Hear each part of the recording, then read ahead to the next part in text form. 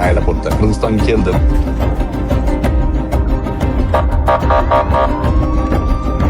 Qirg'iz aholisi O'zbekiston siyosatidan xursand, o'rtadagi iliqlik, eski 100 yillik ildizlar yana qaytadan ko'karayotganligini, gullayotganligini ko'rish mumkin.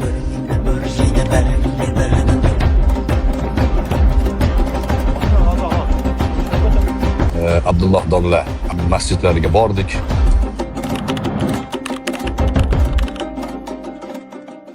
Hozir juda yaxshi qadam tashlangan zamonda kelganimizni xulosasi, mulohazasini qilib o'tiribman aeroportda. Qirg'izistonga keldim.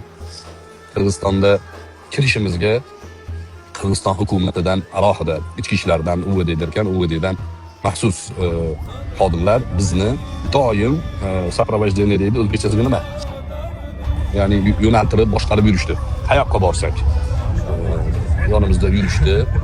Juda xursand qirg'iz aholisi O'zbekistondan.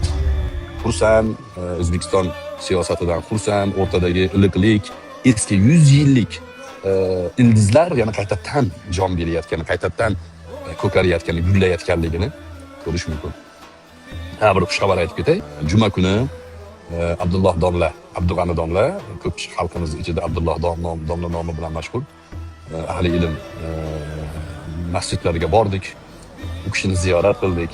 Hammanglarga alohida salomlari, duolari bor. Haqqimizda ham duo qildilar, haqlarida duo so'radilar.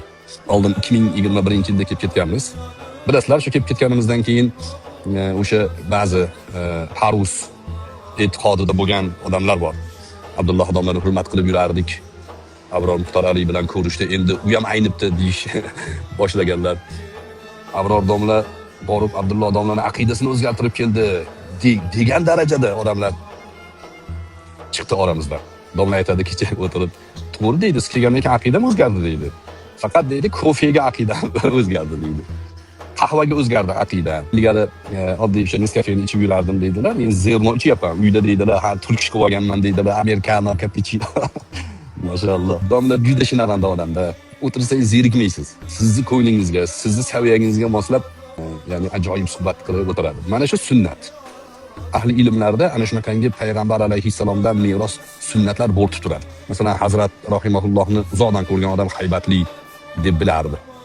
Yaqinlashgan sari o'ta samimiyliklarini, meni yaxshi ko'rsalar kerak, eng yaxshi ko'rgan shogirdlarim men bo'lsam kerak deydigan darajaga borib qoladi. Vaholanki unaqa emas. Bu ham sunnat. Rasululloh sollallohu alayhi vasallam kim suhbatlashgan bo'lsa eng yaxshi ko'rganlari men deb o'ylardi. Yana bitta sunnatlari payg'ambar alayhissalom kim kelsa o'shani tili bilan gaplashardilar. O'shani saviyasida. Masalan, joriya hadisi bor, Joriya hadisini hozir ba'zilar Alloh osmonda deyishga dalil qiladi. Yo'q. Joriya soqov bo'lgan, o'shanga unga munosib tilda gapirganlar. Xuddi shunaqa Abdulloh domla ham ajoyib. Biz kim kelsa o'ziga munosib tilda gaplashadilar. Salomlari bor hammalarimizga. Alloh umrlarini uzoq qilsin, xizmatlarini davom qilsin.